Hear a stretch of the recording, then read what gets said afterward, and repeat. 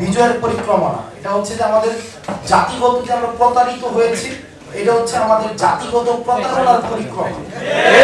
আমরা 47 প্রতারিত হয়েছি, 71 প্রতারিত হয়েছি, 24 প্রতারিত হচ্ছে কিনা এই বর্তমানকার ভবিষ্যৎ হচ্ছে সিদ্ধান্ত নিয়ে। তবে বর্তমান যেভাবে চলছে আবার যে কোনো একটা সময়ে ভবিষ্যতের কোনো এক বর্তমানে আবার এরকম এক সেমিনার আবার করে আমাদের এরকম একটা আইরনিক একটা টাইটেল দিয়ে আবার কোনো প্রোগ্রাম হইলেও হইতে পারে, তবে আমরা সেটা চাই না। আজকে নরেন্দ্র মোদী একটা স্ট্যাটাস দিয়েছে, তো আমি নরেন্দ্র মোদীর স্ট্যাটাসে একটা ফ্রেজ আছে, মানে খুবই গুরুত্বপূর্ণ একটা ফ্রেজ যেটাকে আমাদেরকে একটু লোকেট করতে হবে। উনি আজকের এই বিজয়টাকে উনি বলেছেন India's historic victory in 1971। India's, so the focus was in India's positiveness.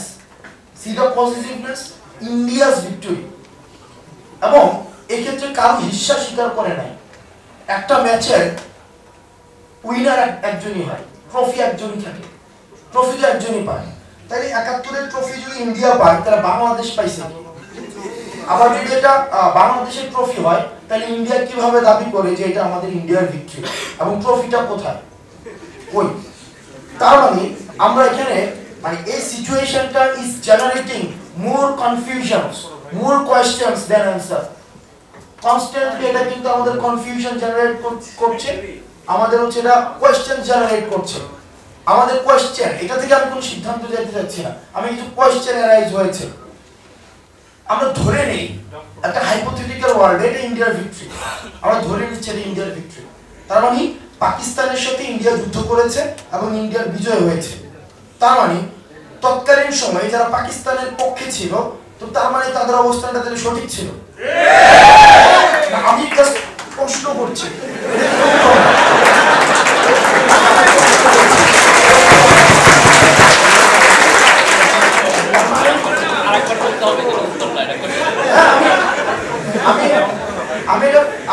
আমি তো বললাম হাইপোথেটিক্যাল আমরা ধরে নেই দুটো সিচুয়েশন।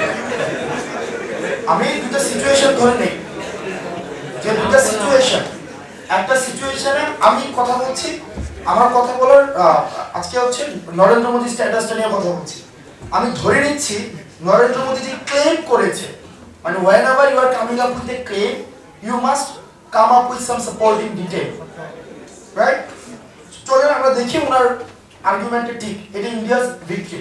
তাহলে ইন্ডিয়াস ভিক্টরি যেহেতু ছিল, তার মানে পাকিস্তানের পক্ষে যারা ছিল, আমরা এখন যাদেরকে মুক্তিযুদ্ধের বিরোধী শক্তি, রাজাকার, আমরা পাকিস্তানের পক্ষে বলছি, আমরা এই যে ন্যারেটিভটা যাদের এগেইনস্টে যাচ্ছে, তার মানে ইন্ডিয়ার তাদের যে অবস্থানটা, তারা চায় না ইন্ডিয়া জিতো, তো তার মানে অবস্থানটা তাদের সঠিক ছিল। এক নম্বর বিষয়, এটা হচ্ছে একটা সিনারিও। আবার চলুন দ্বিতীয় সিনারিওটা আমরা দেখি। যদি এটা আমাদের তাদের অবস্থান যদি সঠিক হয়ে থাকে, তার মানে কি এটা ইন্ডিয়ার ভিক্টরি না, এটা ইন্ডিয়ার ভিক্টরি না, এটা বাংলাদেশের ভিক্টরি।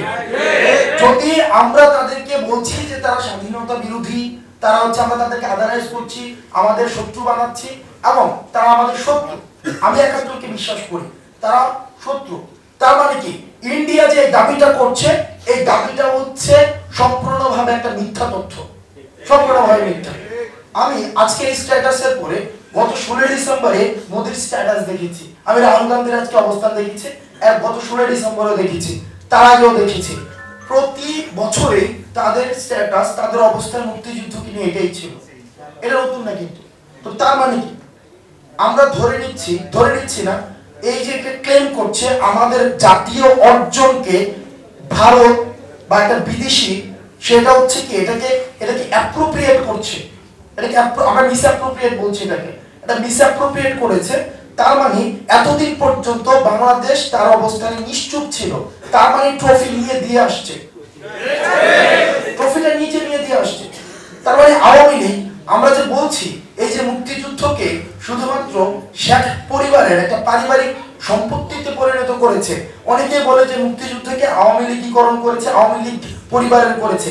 এই জায়গায় আমি এটা পার্শিয়ালি ট্রু, মুক্তিযুদ্ধকে বেসিক্যালি শেখ পরিবারের পারিবারিক সম্পত্তিতে রূপান্তর করেছে।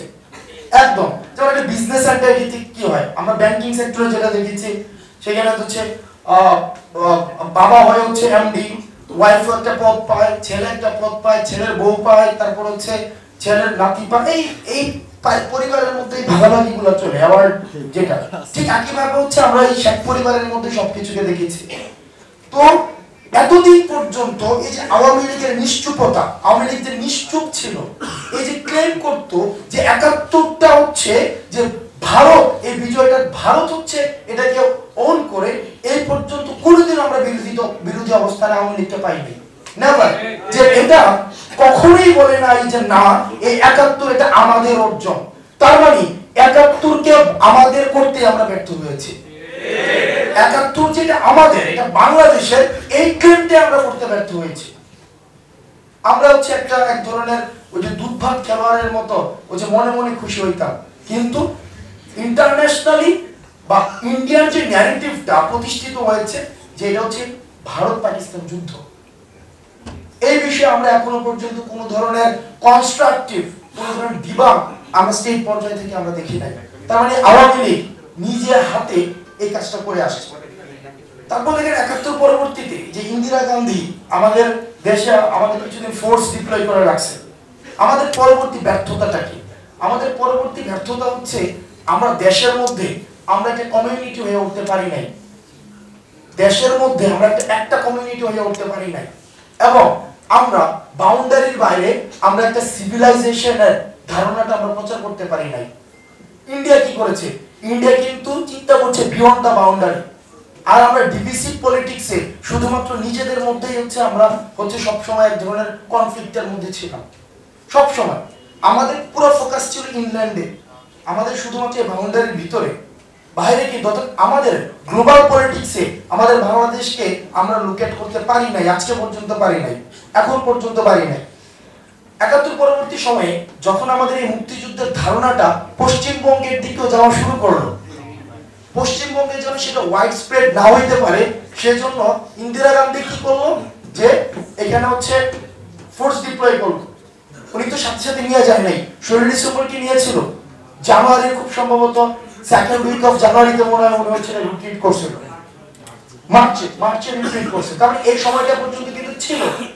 তখন শেখ মুজিব ইন্দিরা গান্ধীকে নিশ্চয়তা দিল যে না, আমরা এই যে আমাদের একটা আইডিয়া ক্রিয়েট হয়েছে, আমরা সবাই হচ্ছে একটা কমিউনিটি হয়ে উঠবো, এই ধারণাটা আমরা বাউন্ডারির বাইরে যাইতে দিব না, আমরা সেটাকে পশ্চিমবঙ্গে যাইতে দিব না, যেটা হিস্ট্রিক্যালি যে ল্যান্ড হচ্ছে আমাদের, যাদের সাথে আমাদের কালচারাল অ্যাটাচমেন্ট রয়েছে, যে মানুষগুলো হচ্ছে আমাদের, আমরা হচ্ছে কি হিমালয় থেকে এই যে বের পর্যন্ত এই ল্যান্ড কিন্তু আমাদের, আমাদের এই সিভিলাইজেশনের আমাদের। তার মানে শেখ মুজিব কি করেছে, আমাদের এই যে সিভিলাইজেশন হয়ে ওঠার যে ধারণাটা এটাকে ব্র্যাকেট বন্ধী করেছে। সোনিয়াকে যখন ইন্দিরাকে যখন এই নিশ্চয়তা দিয়েছে যে আমাদের এই সিভিলাইজেশনের ধারণাটা আমরা বাউন্ডারির পাশ পর্যন্ত নিব না, ওই আশ্বস্ত হয়ে কিন্তু উনি আবার কি করেছে, উনার সৈন্য হচ্ছে উনি রিট্রিট করেছে, উনি এখান থেকে নিয়ে গিয়েছে। তো তার মানে এই যে আমরা না উঠতে পারলাম কমিউনিটি হয়ে আমাদের নিজেদের মধ্যে, আবার না উঠতে পারলাম দেশের বাইরে একটা সিভিলাইজেশনের ধারণা নিয়ে, আমরা সব সময় একটা ডিভিসিভ পলিটিক্সের মধ্যে ছিলাম, অলওয়েজ, একদম সব সময় আমাদের একটা ডিভিসিভ পলিটিক্স ছিল। আমার ব্যক্তিগত ধারণা বাংলাদেশে মাইনরিটি বলতে কিছু আইডিয়াই নাই। মাইনরিটি শুধুমাত্র তারাই যারা বাংলাদেশ বিরোধী।